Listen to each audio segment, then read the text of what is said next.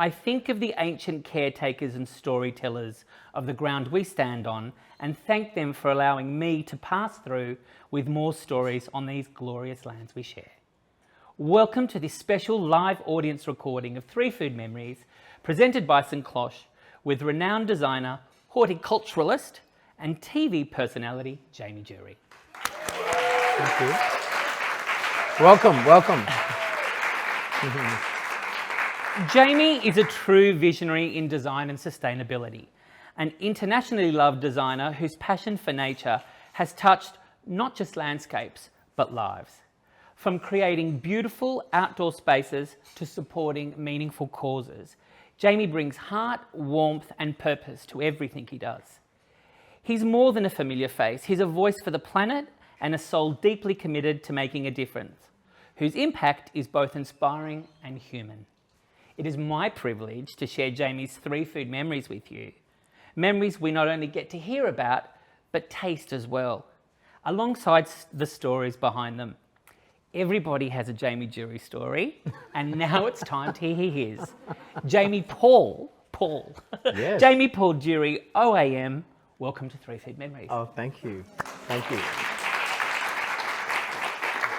Now, Very flattered. a big thanks to you for having us in your home. I mean, it speaks volumes both about your warmth and openness. So it's very rarely that you get to come into a house like this and see the layers of thought, the layers of production and the thinking. I mean, your home is beautifully named Bella House. Every home tells a story. What's Bella's story? So I first found this block about 10 years ago, and I pounced on it straight away because it's very unusual to be able to get a sunset over the water in the eastern seaboard. And I grew up in Western Australia in a little small mining town called Tom Price, and I got very used to western sunsets over water. And so for me, that felt like coming home. And even though it was a tiny little kind of asbestos weatherboard shack that was, used as a fishing holiday house for many, many years, and probably 80 years old at that stage, for me it was about just putting my foot on this land. And I was coming back and forward between the US and here for many years. And then eventually, when COVID came around and I thought, okay, time to settle down and have a family, I thought, right, better do something about this house.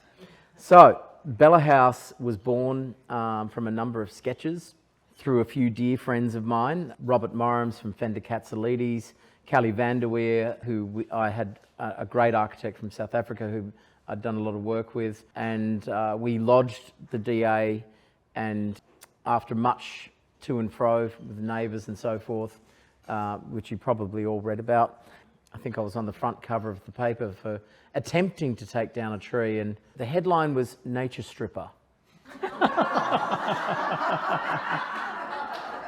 I'm not sure where they got that headline from, but that happened, and all we wanted to do was actually plant more trees and build the greenest house in Australia, off-grid, solar-powered, geothermal, and so forth. But getting back to your point, the reason we called it Bella House is Bella is the local Indigenous term for sun goddess. And so this is Sun House, and that's how the house was birthed. So the house has been one of your biggest projects to date. I mean, I've just learnt to put together the IKEA shelves. So what was the driver behind this place, and what kept you there to the end? Well, I think there's been a lot of myth and a lot of greenwashing around sustainable building practices. And what I wanted to prove with this project was that you don't have to compromise to build something responsible and ethical.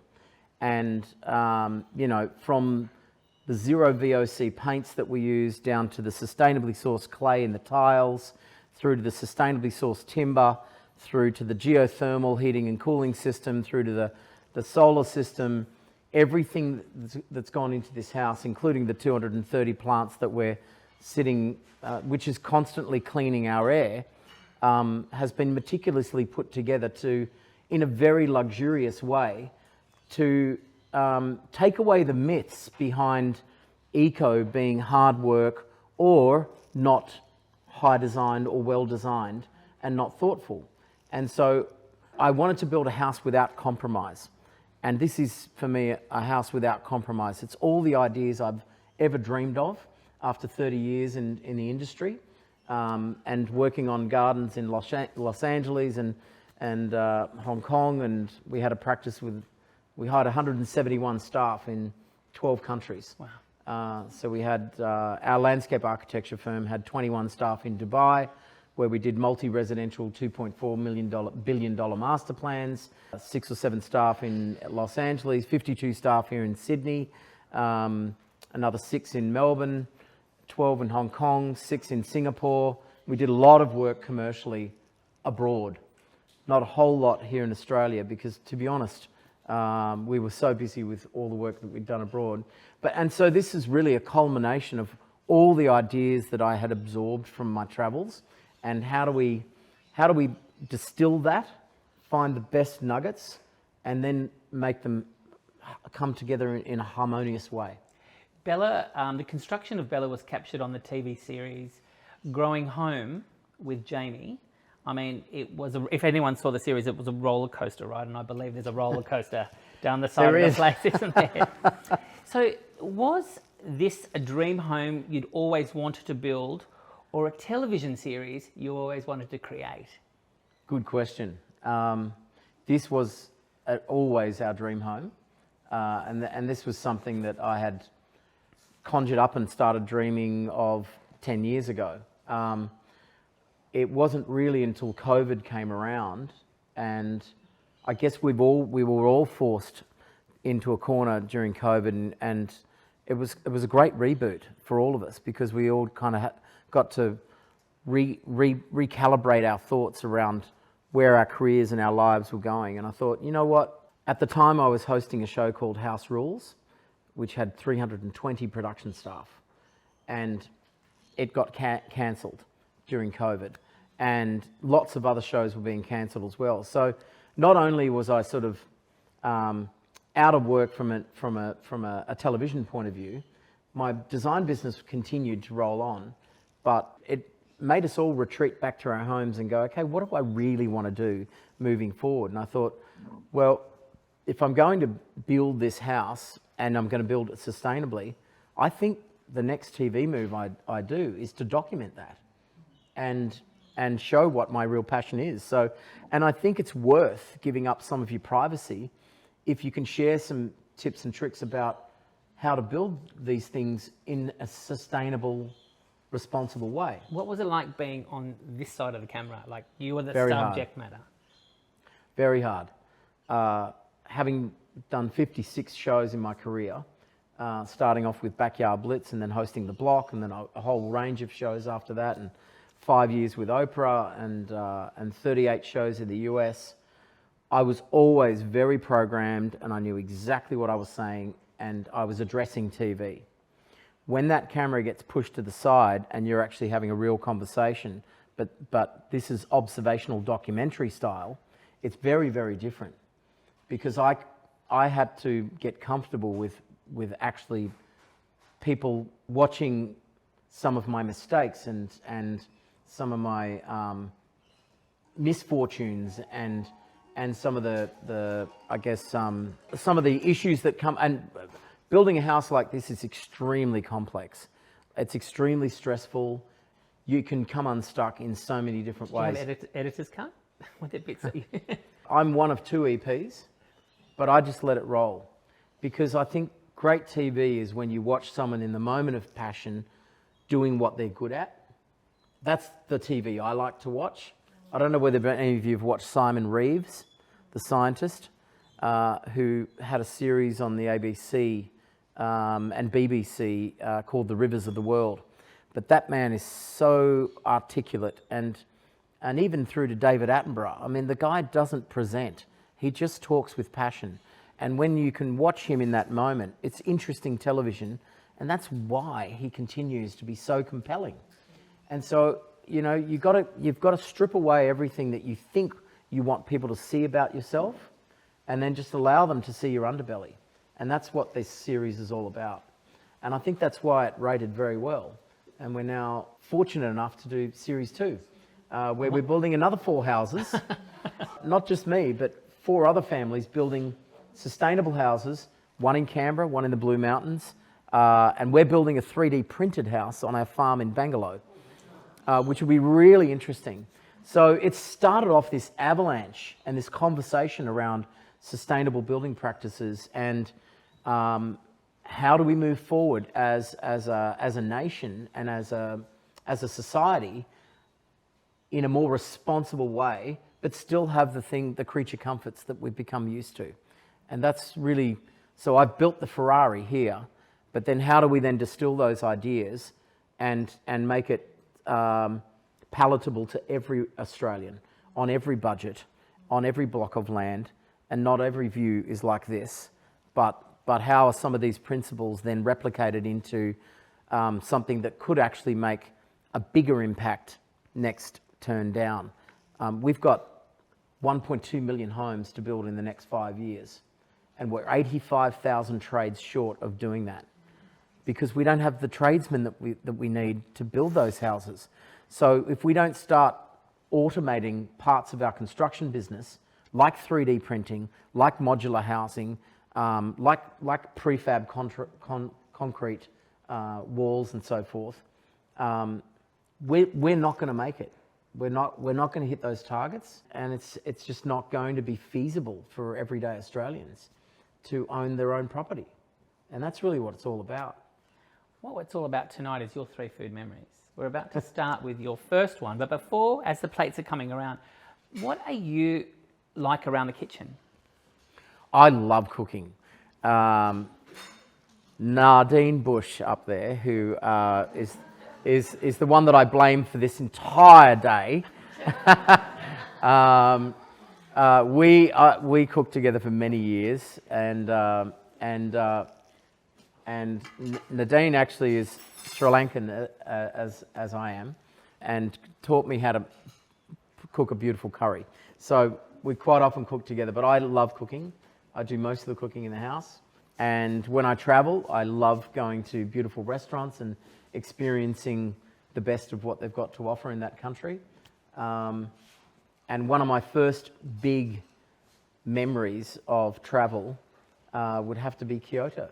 And this we have tonight is, this afternoon rather, is tuna nigiri, but your memory is tuna sashimi. Yes. But this one we've turned into a nigiri with the shiso leaf, some wasabi cream, soy gel, and pickled ginger with radish. So yes. The tuna sashimi in Kyoto. Yes.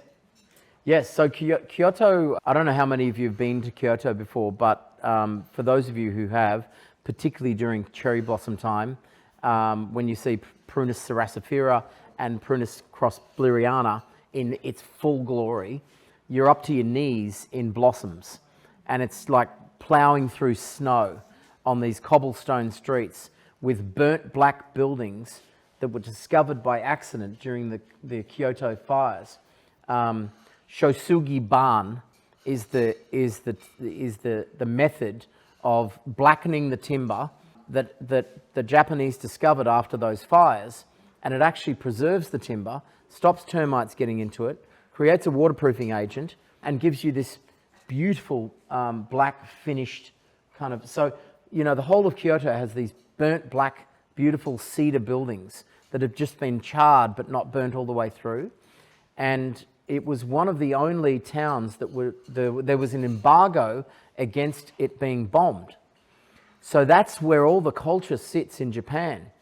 There are 2,248 shrines, temples, and sacred gardens in Kyoto district alone, and not one bomb fell on it.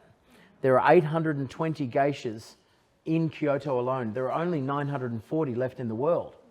So all the culture sits in that town.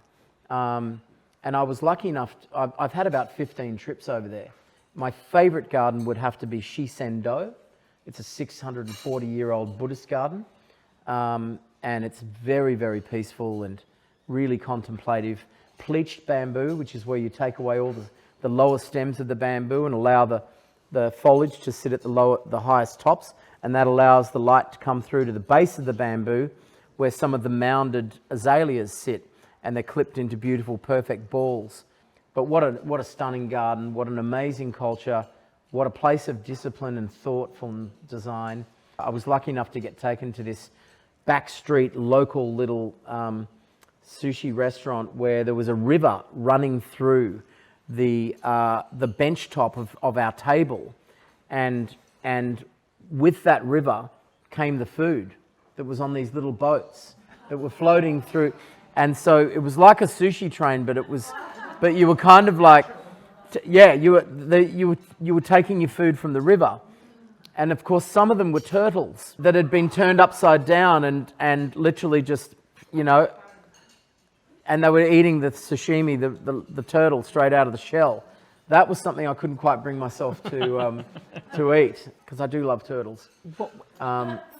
But the sashimi was absolutely melt in the mouth sashimi, and I learnt about the belly of the tuna, which was the most tender, mouth-watering part of it. Melts in your mouth. Is that because it's fatty? Yes. Yeah, exactly. And I never forgot that taste. And I've always been a big fan of tuna ever since. Shall we? Yes, please. It's all yours. Oh. I've got to do some talking here. Yeah. So, what do you take from Japanese culture and architecture? I think what's beautiful about Japanese architecture, and I tried to mimic some of that with the design of this bookshelf, is that they're so thoughtful in their design process that they want you to see the timber in its rawness. There's no estopole or anything on this, it's just oiled. But there's not one bolt, nut or screw in this entire process. And I was inspired by my trips to Kyoto. And interestingly enough, I learnt years later in my studies of Frank Lloyd Wright, the great architect in the US. He also was most inspired by Kyoto architecture. Cloud pruning, where they prune all the clouds, prune all the foliage of the shrubs underneath to allow the light to service the shrub below that. So you end up with a series of clouds that sit on trunks. And when you look at Kyoto design or Japanese architecture, it's all in horizontal layers to talk about the horizontal clouds that sit on the horizon. And with Japanese architecture, it's all about paring it all back, being very minimal, being very thoughtful, just one very beautifully placed piece of ornamentation, and just a simple process of design and a very simple selection of materials. It's the ultimate discipline. Let's go. Let's look at growing up in Tom Price. For those of you who don't know, that Tom Price is an iron ore mining town in the Pilbara, Western Australia. It's a very, very remote place. Jamie, what are your memories from this time growing up? I think growing up, that's delicious, by the way. Fresh tuna. Isn't it? Thank you, everybody. Wowzers. Let's hope it's sustainably sourced. It is. I don't know whether any of you have seen Seaspiracy, but if you haven't, have a look at Seaspiracy. It'll make you look very differently at seafood again. I think we've got to change the way that we're pulling our seafood from the ocean. But back to Tom Price. I grew up on powdered milk and red dirt. It was a very, very small little mining town. My father worked in Hammersley Iron. I remember my dad chasing a brown snake through the backyard in his underwear with a shovel. I remember my mum planting beautiful red roses in stark red dirt desert that looked like it had not an ounce of moisture. But somehow roses have a great way of surviving in dry climates, which is why they grow so well in Adelaide. I have great memories of Tom Price, purely because I think we didn't, TV wasn't really a huge thing for us kids. We were very outdoors. And I think just growing up in a small town makes you appreciate nature. You have a much bigger connection to nature. Is this where your relationship with the land developed? I think so, yeah. I think so for sure. Because we didn't sit in front of video games and TVs back then. I think the children of today are suffering what I would call nature deficit disorder.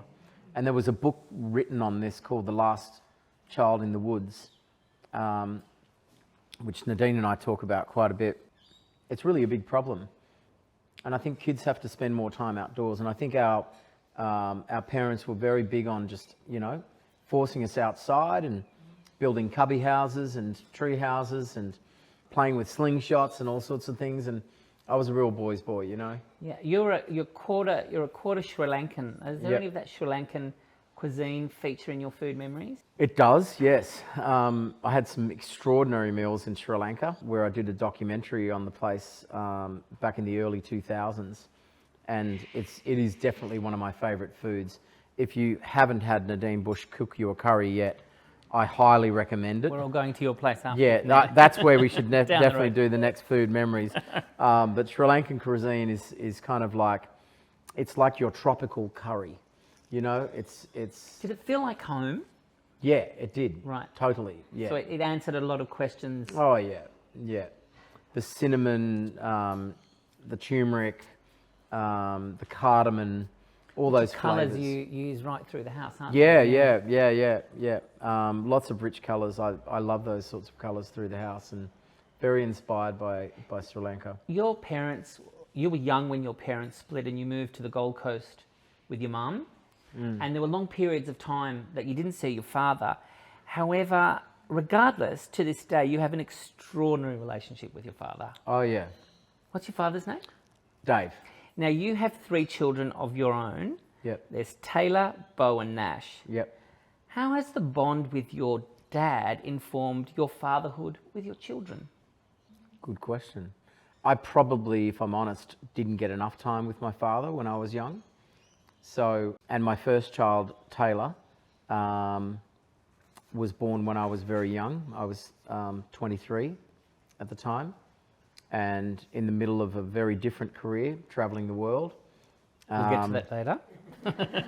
Has something to do with that headline I mentioned earlier on. That was 8 years of my life that I will never forget. But it took me around the world, and from there, going into 4 years of studying horticulture and then birthing this business in landscape architecture, I really did marry my career. And so I think I've probably, and Taylor's grown up in America. So for me, having a home and a business in America for a few years was really great during her teenage years. And we lived together for quite a while, which was great. And that really brought us together. But if I had my time again, I would have said I would have liked to have been more present in her early years. And I would have liked my father to have been more present in my life. But distance and, geography and circumstances aren't always ideal. And so what I've worked on with my current 2 children, who are 2 and 4, and who are absolutely delicious, is I just give them every moment of my time now, every single moment, because I just think a father's love is something you can't recreate, and you can't turn back time and get that opportunity again. What does being a dad mean to you? Everything. For me, it's paramount now. I think when I first embarked on the first sketches of this house, sure, there was a lot of passion around it and all that sort of stuff. But the moment I had started a family, it was like I had this turbocharge behind me, and everything was for them. And when you're fighting for them and not just yourself, there's just a whole other power that comes. I mean, everyone in this room who has children would know what I'm talking about, right? You would do anything for your kids. So this really turbo force power came throughout me, and I was ruthless. Like, I pushed people to the limit to get this done. I mean, you'll see in the show the way I pushed the carpenters, even on this staircase. There were arguments, there was tension, there was, because I had a deadline. I had a deadline, I had a budget, which I tripled. I mean, I think I read recently only 1.2% of houses come in on budget. 1.2%. So, you know, strap yourself in if you're going to get ready to build here in Australia. Because now it's 17 times your wage. And back in 1985, it was twice your wage. It's the most expensive in the world now, our real estate. What are you teaching your kids about the home? I mean, Taylor is actually a designer. She's a garden designer. Yes, she's a floral designer. Floral designer. Yeah. So what are you teaching, you know, both the young ones, Bo and Nash, and Taylor, about home and garden? Deep connection to nature. I think we are all intrinsically connected to nature. And when you... Well, we come from the ground, don't we? We come from the ground, Yeah. And we forget and we surround ourselves with so much technology and so many creature comforts. And we lock ourselves in these air-conditioned homes where, to be quite honest, we just forget to go outside because we just become too comfortable and too complacent. But when we do get outside, we can't explain what it feels like, but we know that it's good for us. And now there's clinical studies. You can go to Japan now on a 2-week trip called forest bathing. Nadine and I talked about this for many years. And 4 hours a day for 2 weeks, walking through the forest, can have an increased effect on the natural killer cells in your body, which means your immune system is better at fighting tumours and infections and a whole range of things like anxiety, blood pressure, right through the list of every ailment you can ever imagine. It's simply about getting a deeper connection to nature. So when I built this home, I'm forcing people to get connected to nature. So even when you are sitting in the living room, you've got 230 plants around you. And that's why it feels good to sit here. And you can't explain it, but you're breathing it, you're feeling it, and you're looking at it. Even looking at the colour green gives you a sense of well-being. So I think we've got to find better ways of connecting ourselves to nature through design and architecture and bringing nature into the home as much as we possibly can.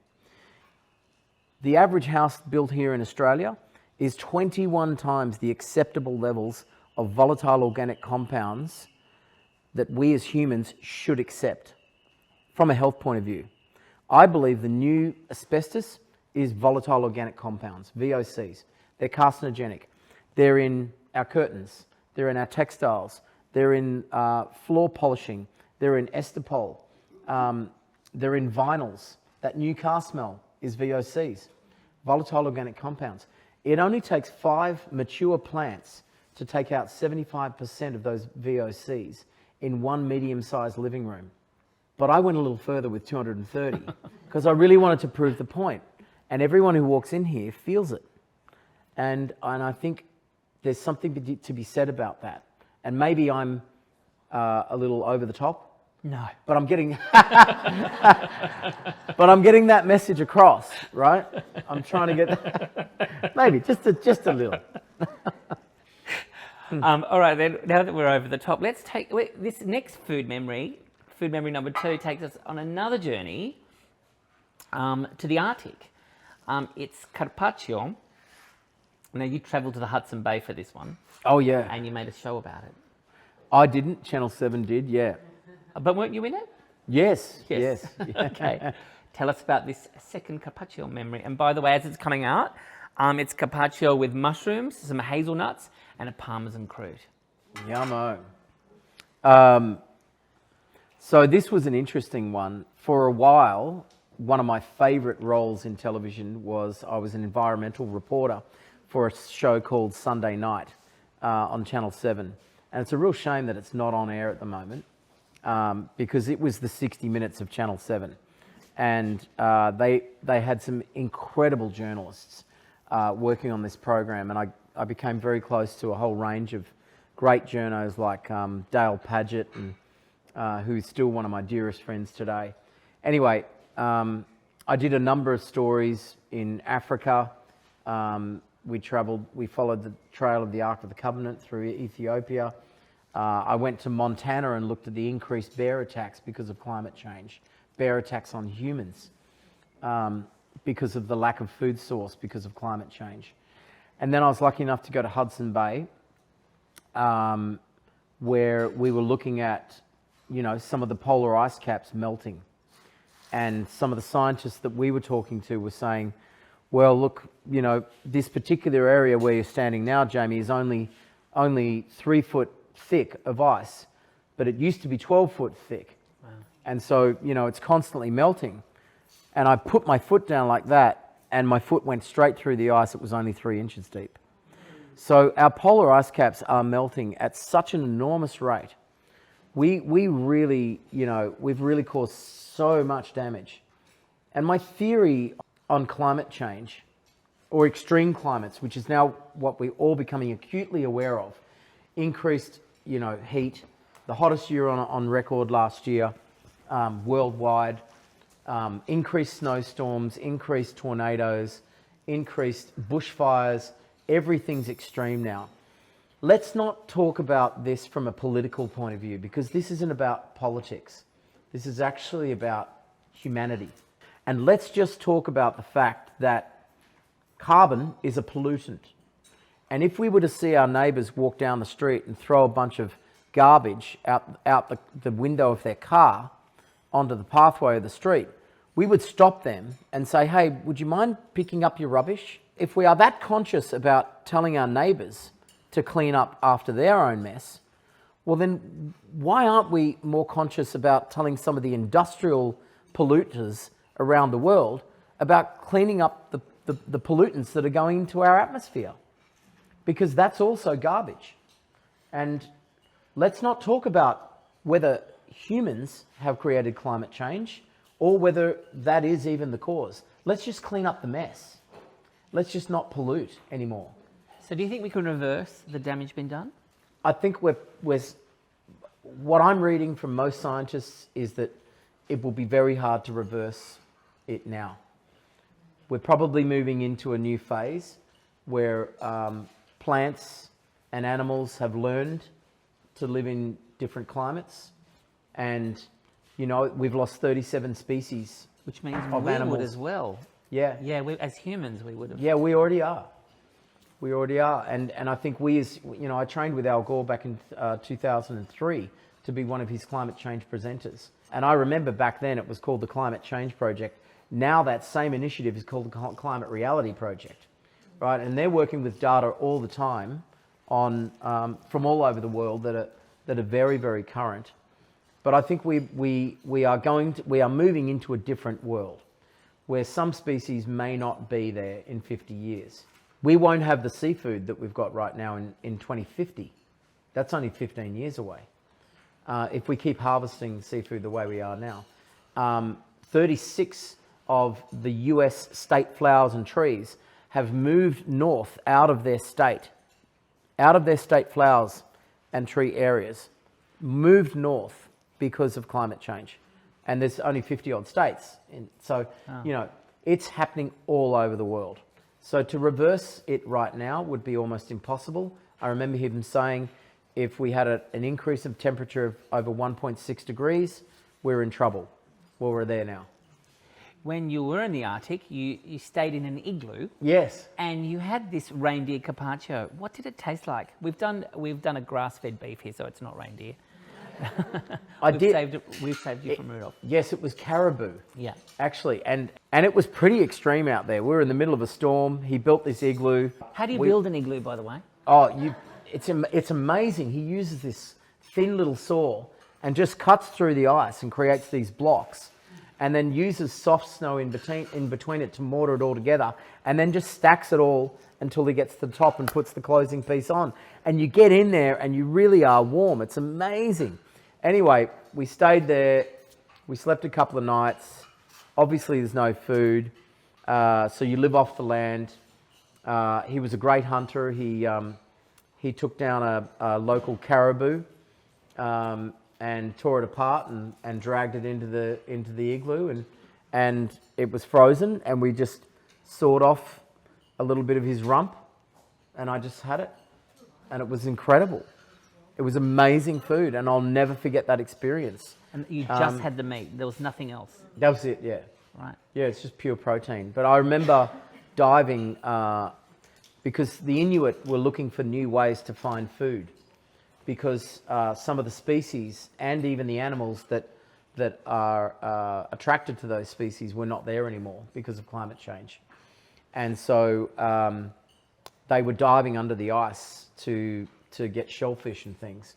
And I dived under 5 feet of ice where it was 2 feet deep, and then swum between the river floor and the ice cap with a rope attached to me, and the cameramen all around me kicking up all the silt. And I panicked, and I could not find my way back out. And for about 4 or 5 minutes, I was breathing as much air as I possibly could. I'm like, this is it for me. And I remember seeing a dead body down there, because one of the Inuit had died in high tide, where the tide had been rushing through, searching for food because of the lack of his normal regime of food in the area because of climate change. And I thought, oh God, I'm going to be, this is me, this is it. And then just as I was thinking that, I looked up and I saw this tiny little ray of light, like a heavenly light from the top.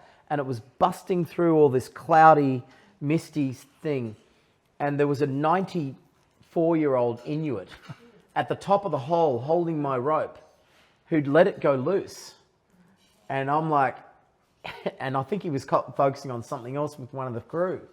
Anyway, I pulled my way back up with the rope and finally got my way, and I thought, I'm never ever doing that again. And I've actually had a lot of anxiety about diving since then, because you're in a dry suit and it's extremely cold, and if you get any exposure to that temperature of water, you're dead in minutes, you know. I'm going to quote you. We all have a responsibility to protect the planet. Correction, to protect our planet. What can we do within our home environments, Jamie, to contribute to a healthy ecosystem, other than buy ferns like the straight man? So we can all do something, even on a small scale, and that's kind of why we birthed this show. And without being preachy, I called the show Growing Home, not Green Home, because I didn't want people to feel like we were preaching at them.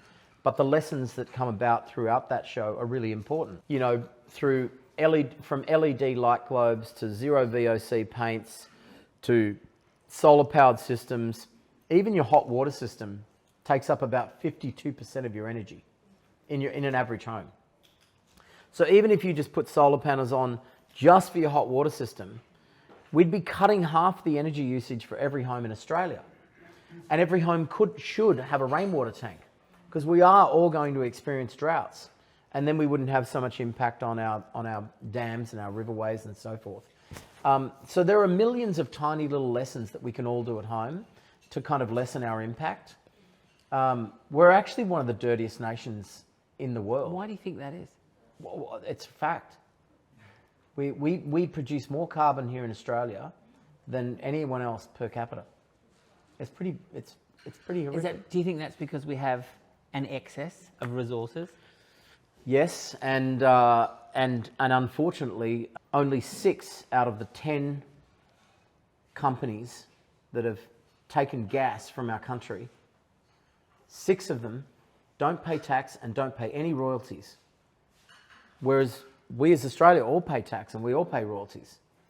But companies can come into here and take our own gas and then pollute the area and exude carbon emissions through the fossil fuels that they're taking. But our government just lets that all go. And I just find that astounding. And then you look at countries like Norway that have created sovereign wealth. They're one of the wealthiest nations in the world. And they tax on the profitability of those mining companies. They don't let them come in for free and just take fossil fuels. But that's why everyone's here taking fossil fuels. That's why we are a dirty nation. Because why wouldn't you? They're not paying tax. They're not paying royalties.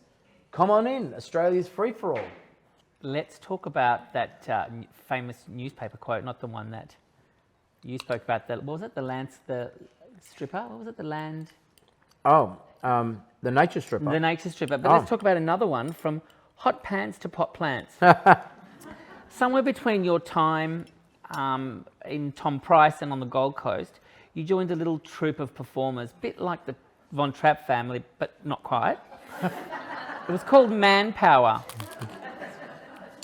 That's what they're all here for. They want these yarns. When you look back, I reckon they're greener than you think. definitely greener. But when you look back on those years, do you smile and giggle as much as we do? Of course.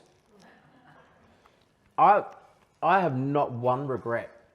And when I started Manpower, I was one of the founding members. I was 16. I left home when I was 15.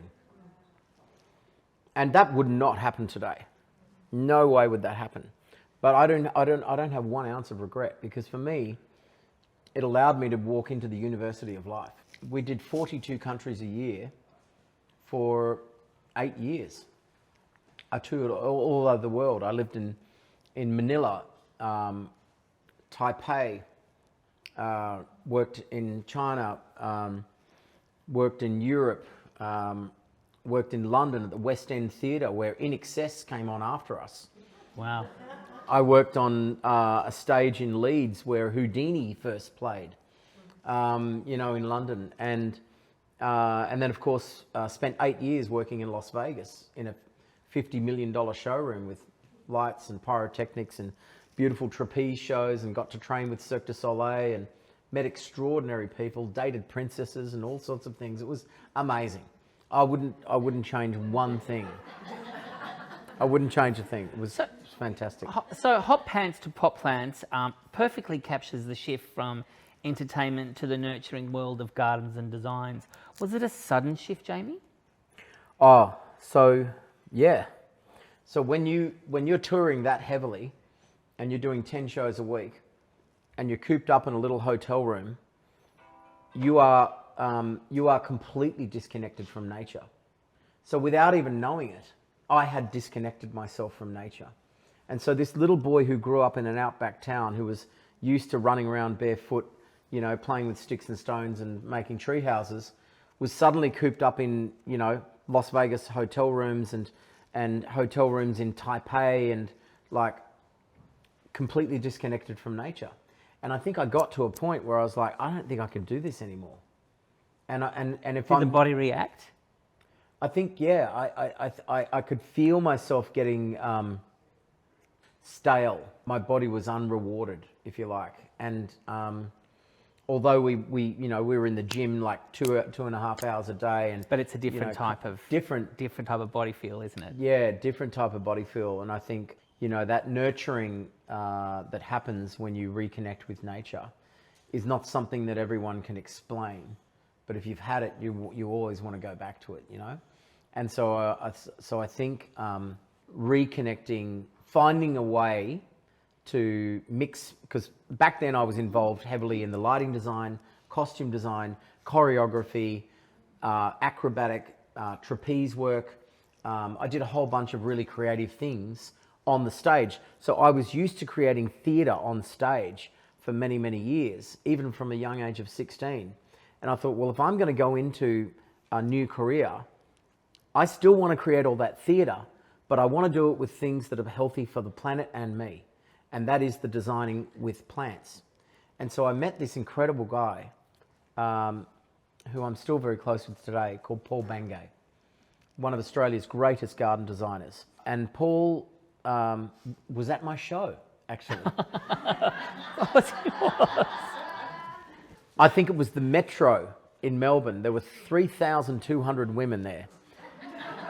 And there was Molly Meldrum and Paul sitting next to him. And we met backstage and I said, Paul, what do you do? And he said, oh, I'm a garden designer. I said, really? I said, that sounds so cool. He said, well, I'll show you if you like. So the next day he took me into his studio in Paran and he showed me his drawing boards and all these beautiful coloured, amazing sketches of beautiful gardens and learning all the species and all that. And I said, wow, where did you study? And he said, I studied at Burnley. I said, well, I'm in Sydney. And so I immediately just went, okay, this is my pivot point. This is my turning point. I think I was 24 at the time. And then it wasn't until I was 26, 27 that I left the group and enrolled in a 4-year course in horticulture and landscape design. Did you miss the group when you left them? A Because they're your little buddies, bit. your brothers. Yeah. I can remember being 100 foot up at the Crown Casino in crucifix position in the trapeze, crying my eyes out because it was my 5,420th show. That's a lot of shows. I mean, they become your family, you know, and I can remember tears just rolling down my face. It's like a footballer playing his last game after 10 years on the field, right? And giving up all your mates that you've ever played footy with. And for me, you know, my best friend is still the one that I toured with, Chris Rutledge, and we're still in touch today. He's in Paris at the moment, but leaving that and going into, you know, going back to study in horticulture was a real, that was a very sobering experience. But it felt right. It felt right. I knew that if I wanted to paint with plants, I had to learn my library. And it was the only thing I really excelled at from an academic point of view in my career. I got something like 92.7% in my plant identification tests, and like it was really, I just went at it really hard, you know. I'm going to race through your very, very big life, but you worked with, you mentioned it earlier, you worked with Oprah. Yes. What was it like working with the woman? Oh, that was amazing. I think she's definitely one of the most generous, conscious media personalities, journalists that I've ever worked with in my career. What's it like being in her space, in her sphere? A little controlling. Right. What does she smell like? She smells great, actually. She gave me a lovely warm hug in the tea room just before I was about to go on and do my very first gig in Chicago. And I must have been 36 at the time, I think. And I'll never forget, you know, she held my hand. She goes, "We're going to be so good. This is going to be really fun." And did you believe her? And then she gave me, yeah, I did, yeah. And I think, but no one's done as much as her in terms of doing great things for community and humanity, I think. You said she's controlling. You felt not her. Her The minders. Right, the people around her. The people around her are extremely controlling, and she had 1,100 producers. Wow. I had 2 of them emailing me at the same time from one side of the office to the other, and they didn't even know they were both emailing me to come on the show. But apparently, I came up on their radar after hosting the block. And they're like, "Oh, you got to get this gardener on." And so they whisked me off. And straight after that show, we went into contract negotiations for 5 years. And I never regretted one moment of it. There's a fantastic photo of you, Oprah, and the Obamas downstairs. Who's the other fellow in that? My previous agent. Right, yeah. And it's all, I mean, there you are with some really big names.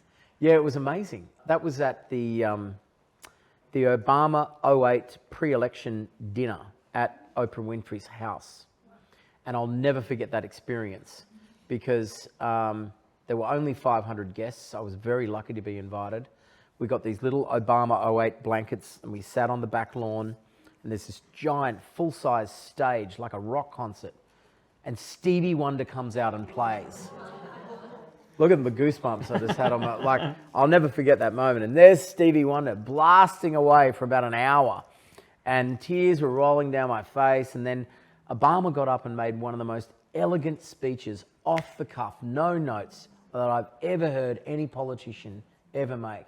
And I was just a mess. Like, he was so inspiring. What gets you that it brings you to tears?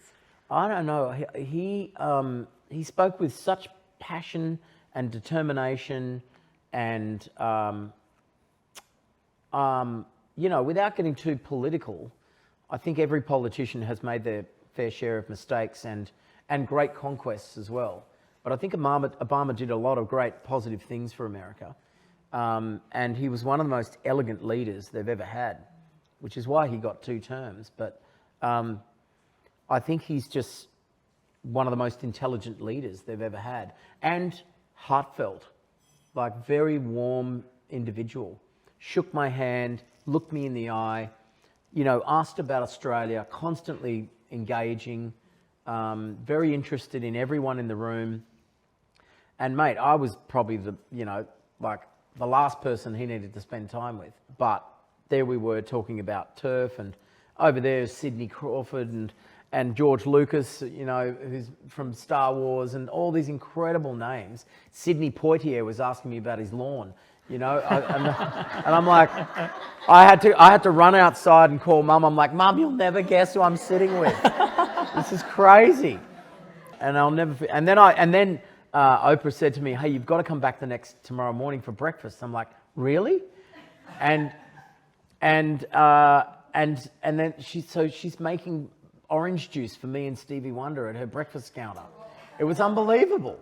Jamie, it's like she set a place at the table for you. She did, yeah. She not figuratively speaking. Yeah, you know what I she mean? definitely birthed my career, particularly in the US.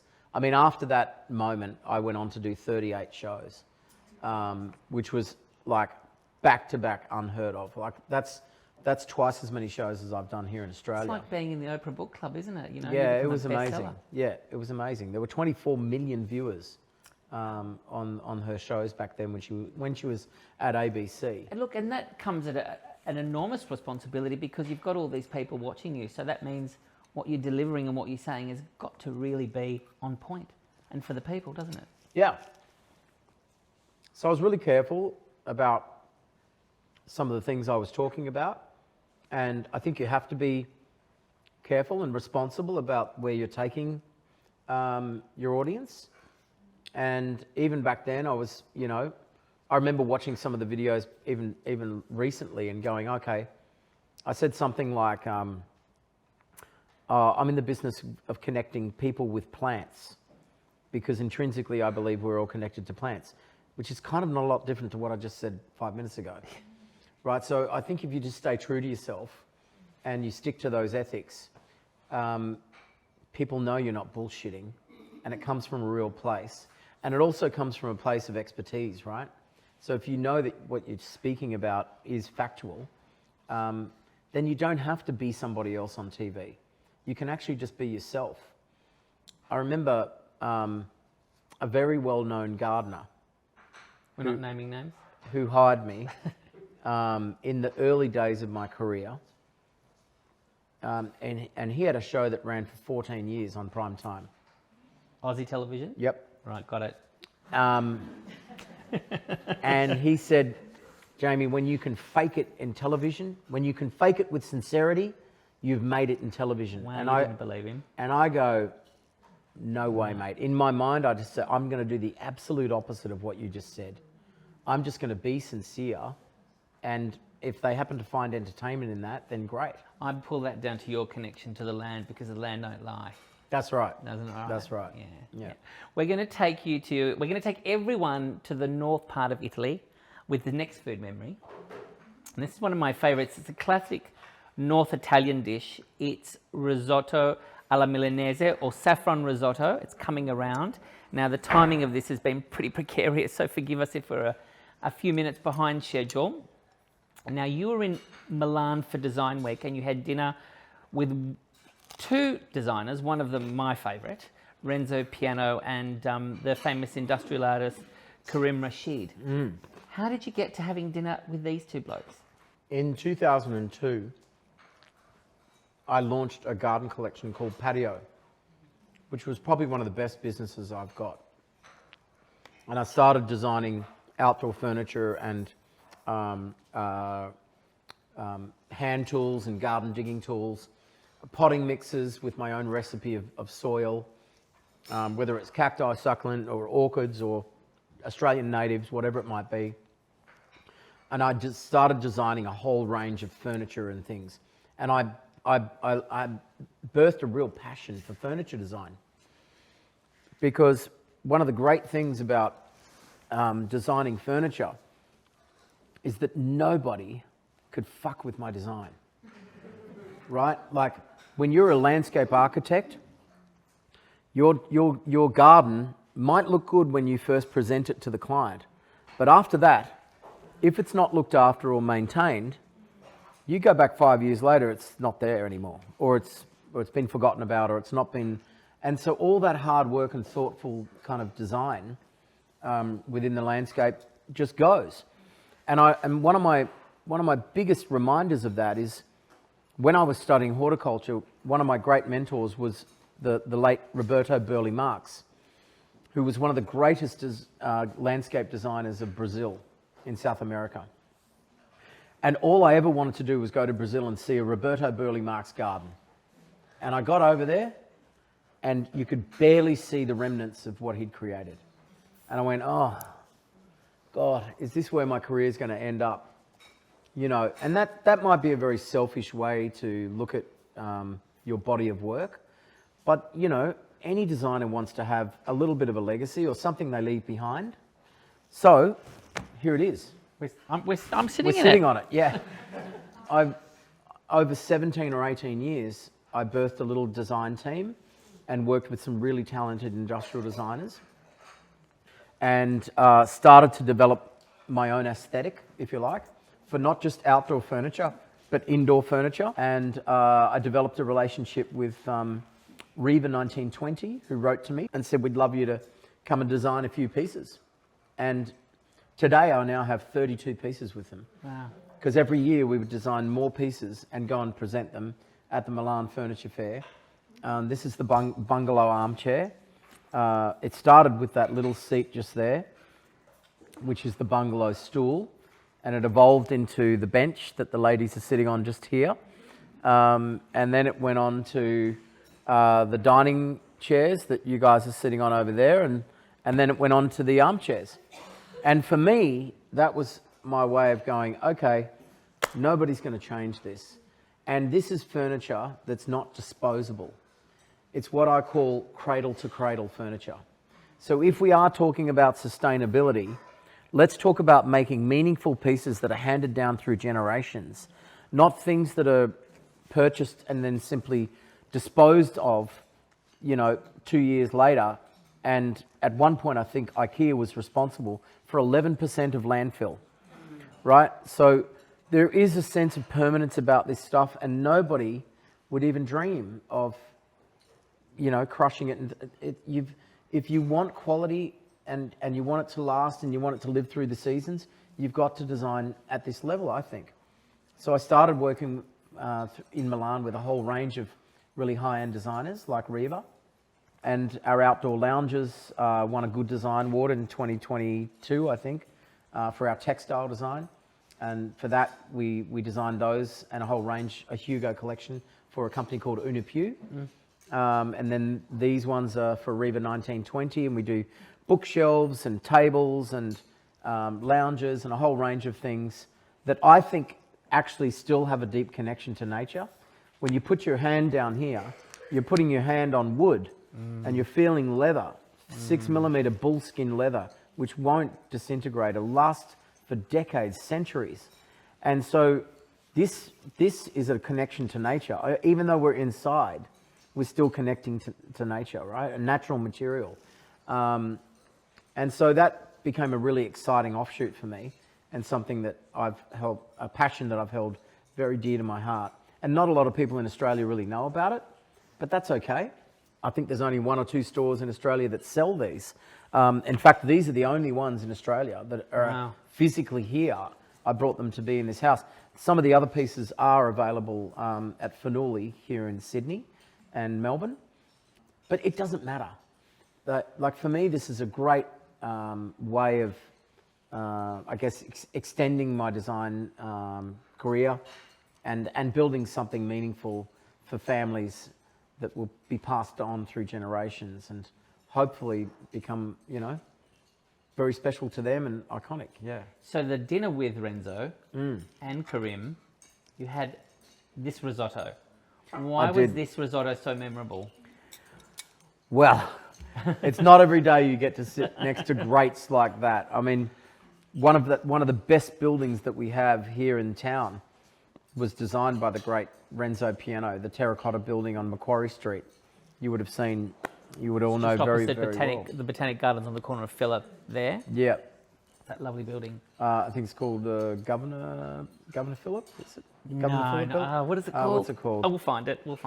Yeah. I can't think of the name of it now, but that was, and he designed that Italian modernistic terracotta tile cladding for high rises.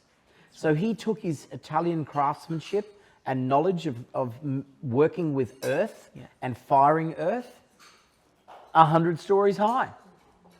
And that's what made him so compelling, right? Because he took nature onto the external of a high rise. No one's ever done that before. There's a lot of Renzo and Karim in Bella. Renzo has a living architectural feel, and Karim's futuristic vibrancy.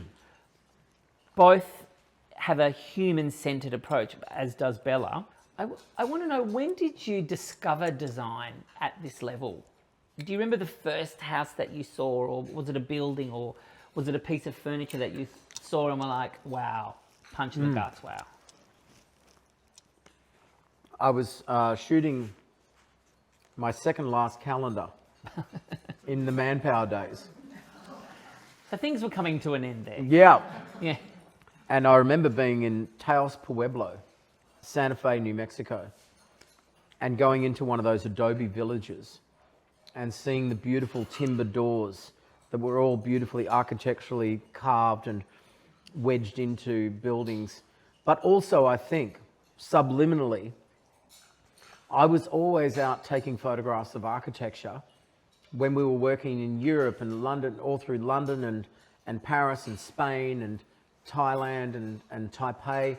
I was taking photographs of architecture while the guys were at the gym. Right.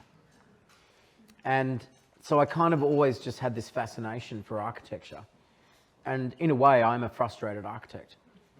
But, you know, I started in the world of plants and now I've gone into industrial design. But I love it.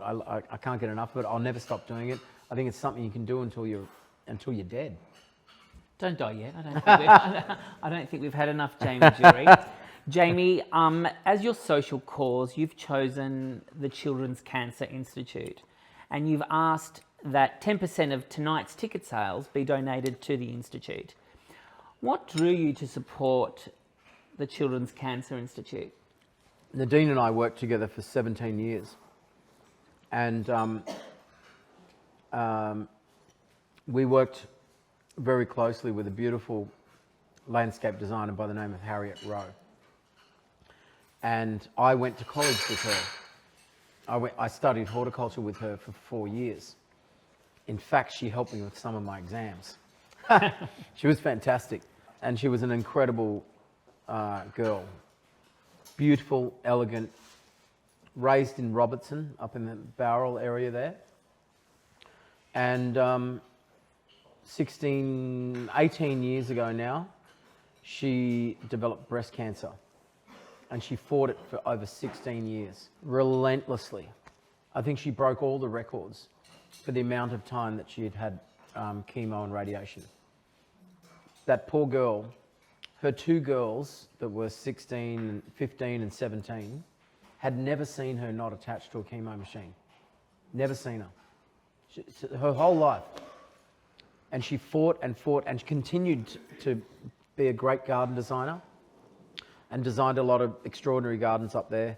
And then I think she just got to 50 and passed away a year and a half ago, 2 years ago.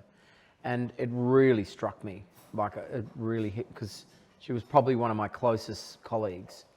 And I considered her like a sister, you know? I mean, she was just so selfless and just never complained at all, just got on with it, even though she was in extreme pain all the time. And you look at cancer, right? I think, you know, I think the stats are pretty compelling these days. Like one in every three of us will get some form of cancer at some point, at some stage later on in our life. So it's going to affect all of us. But, you know, I look at my life and I go, well, look, if I picked up cancer now at 55, fair enough. And if I fight it for the next 15 or 20 years, I've had a pretty good life. But for a child to be given that without notice and for that to steal their life away, you know, with like in an innocent situation like that, and they don't know that these things could kill them, for a child to be burdened with that and to steal their lives, I can't comprehend what parents would go through if your 3-year-old or your 4-year-old got cancer, right? So for me, it's more than just contributing towards a better life for those who are suffering, but it's also trying to find cures so that kids don't get burdened with that. Ladies and gentlemen, a very dear and close family friend, Gardina Giorgio and her daughter Mariana, are in the audience. Tina and her late husband, George, were early committee members when the Institute was known as the Children's Leukemia and Cancer Foundation. Their daughter and Mariana's sister, Helen, sadly passed away 52 years ago at the age of 12. At the time, the survival rate of childhood cancers was just 30%. Jamie, not long after you began supporting the Children's Cancer Institute, my dear school friend Rebecca's daughter Charlotte was diagnosed with a malignant brain tumour. Thankfully, Charlotte was one of the few who survived after going through some gruelling treatments. I've asked Beck, who's in the audience, to share her experience with the Children's Cancer Institute with us today. Beck, I just need you to come up here and speak into my chest. Oh, that's lovely. Come. Okay, you need to speak into here. So, Can I give you a hug? too. Oh, yes, please. We can get out of the way. I've made these chairs big enough for the two Both of of you you. to sit down. Okay, Yeah. so here, we can would you? fit. So you need So to there you speak go. right into there, otherwise we're not going to We've speak. done this before. So, Beck, what do donations actually look like for the Institute here? It's okay. You'll pick it up. Look, I think it's really hard for the general public to understand how hard it is to fund clinical research, to fund acute care, to fund trials. It is almost impossible without the community. So for the Cancer Institute, mainly what they look at is having basically novel treatments that they're looking at and trying to get them into clinical trials and get them into acute care in facilities for parents so that their children have a promise of some life. Yeah. And today we still have, out of a diagnosis of 3, of any children with cancer, only 2 survive. So it's not a statistic that we can really envisage in the future without community fundraising. So it's pretty important. Yeah. Beck, when Charlie was diagnosed with the cancer, it was very early, it was 2009, and literally, and Mum Carol too, was there with us all. Beck and her husband literally every day would write a blog that would go out to all, this is before social media, and then sometimes we caught the darkest moments, and yet her and her husband every day felt like they owed it to us to communicate their journey. And I mean, we are so grateful that Charlie is still with us, and we're grateful for people like you who speak constantly at these charities and these organisations who share your experiences. What's it like for Charlie these days? And I think, look, Charlotte had, she was diagnosed with what's called a supratentorial anaplastic ependymoma, which is very much a large malignant cancer that really, I'm not sure why she's with us. Her prognosis was 30%. Her first surgery took 15 hours and they couldn't get rid of the tumour. It was that big. It took another subsidiary operation of 8 hours and they finally got rid of it. And then we spent years in hospital on chemo, seizures, ICU, relapse and more radiation. Now, radiation treatment for children on the brain means a life of lots of challenges, and she has to deal with that every day. And for me, there is a lot of guilt in that.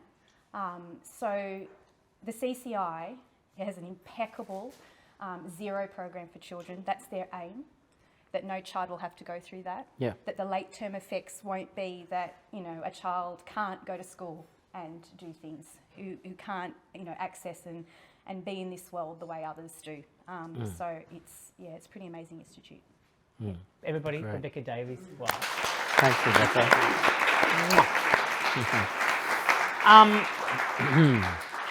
I'd like to dedicate this episode of TFM to the memory of Helen and to all the children who are no longer with us today. And And just so you know, my Aunt Tina is still fundraising furiously to this day, and she sized you all up to get prizes and donations from you. So just be careful. She's watching you sharply. We adore her. Now here, Jamie, at 3 Food Memories, we have an MFK Fisher Serve It Forth tradition where our previous guest, who was Corinne Oms, the runner-up on Alone Australia Season 3, presents you with a dish. Her dish is the wallaby and fern soup which kept her nourished throughout her time in the Tasmanian wilderness. How do you feel about fern and wallaby in dirty water? Bring it on. Absolutely. Now, Jamie, interestingly, I'm just about to produce with a dear friend of mine who's here in the audience tonight, a filmmaker, Melanie Hogan, in the back there. Melanie's got an incredible friend by the name of Neville Polina, and we've developed a new show called Unspoiled, which we recently won an actor award for, and we haven't even made the show yet. And they gave us a grant, and so we're embarking on our first foray into that and producing a documentary. We're taking not just other families, but all sorts of children and people from all walks of life who maybe need to have a reboot, and we take them into the outback and we put them in Neville's hands, where they walk country, they learn about the age-old philosophies, no water, no food, and they learn to survive the way they do off the land. No phones, completely disconnected, and let's see what kind of people they come back as after that experience. But there's no way we can launch a show like that until we've done it ourselves. So we're going up north to the Kimberley next year, and we're going to spend a couple of weeks on land, no food, no water, all that stuff, and we'll see how it all comes out. So wallaby and fern soup, we'll get you the recipe. Wallaby and fern soup sounds pretty good to me. Right, Mel? What would you like to serve forth to our next guest? It's got to be a Sri Lankan fish curry, for sure. Really? Yeah. Pass it on. Well, I will tell you who our next guest is. It's Blanche de Pouget, Bob Hawke's wife. Oh, that'll be great. She's going to love that coming from you. Oh, yeah, I love Blanche. We're great mates. Oh, that'll be good. That'll be great. Jamie, this is your opportunity to ask me a question. Sava, what compelled you? Well, I'll just wait until you get some pretty light, shall I?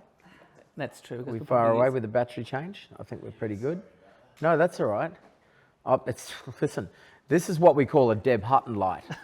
No, and when I saw Sava walk in with this kit, I was like, whoa. I mean, who did you have to sleep with to get this going on? It's just incredible, mate. It's unbelievable. There you go. My question. I like how they've all been very well pointed towards yourself as well. Oh, no, they're it's just... No, Jamie. The biggest one is on you. Oh, that's great. That's great. That's excellent, yeah. You know, I'm like a moth to a light when it comes to TV, let me tell you. It takes years off, as you know. So, yes, Sri Lankan curry would be my best suggestion. For Blanche, but what is your question for me? And my question to you would be, what on earth compelled you to start this podcast? Same thing as what compelled you to get into gardening. Which was? Community, connection. Yeah. You know, let's get back to the stuff that we did before all this stuff that we're going through now is being fed to us. Yeah. I also have the benefit and beauty and privilege of having 2 young boys in my life that I am also responsible for, and giving them and So you're a full-time dad? Full-time. Wow. Yes, By yourself? on my own. And you run this career and do I all do this and that and the other, and I make beds. Wow. And I brush my teeth. I somehow get it all done. And I try and date pathetically, but it all happens somewhere in amongst it all. Can't miss out on those things. So He's a catch, ladies. He's definitely a catch. Wrong pond.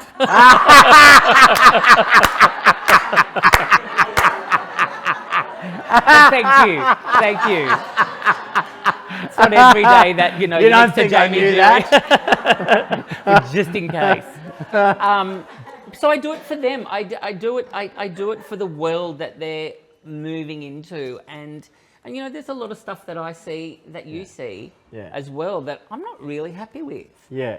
And I'll do whatever it takes to get it back to where it needs to be, because I do have, you know, I do have hope.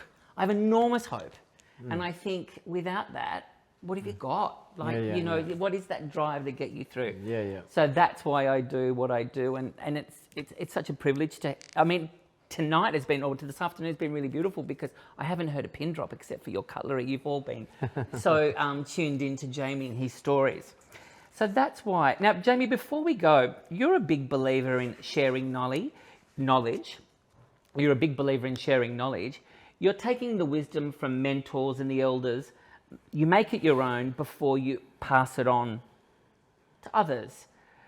So how do you tune into what people really need along the way, aka the straight man and his ferns? You've got to put yourself in their position. Even when I'm designing a garden or if I'm designing a piece of furniture, I'm always seeing other people sit in it. If you haven't got the ability to put yourself where they are, forget it.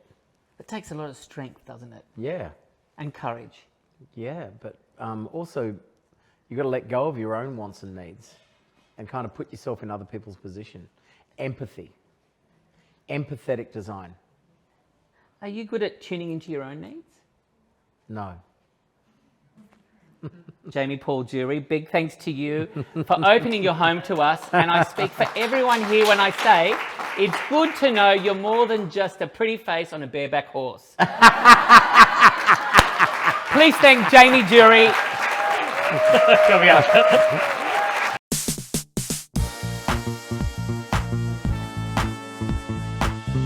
That's it for this episode of 3 Food Memories.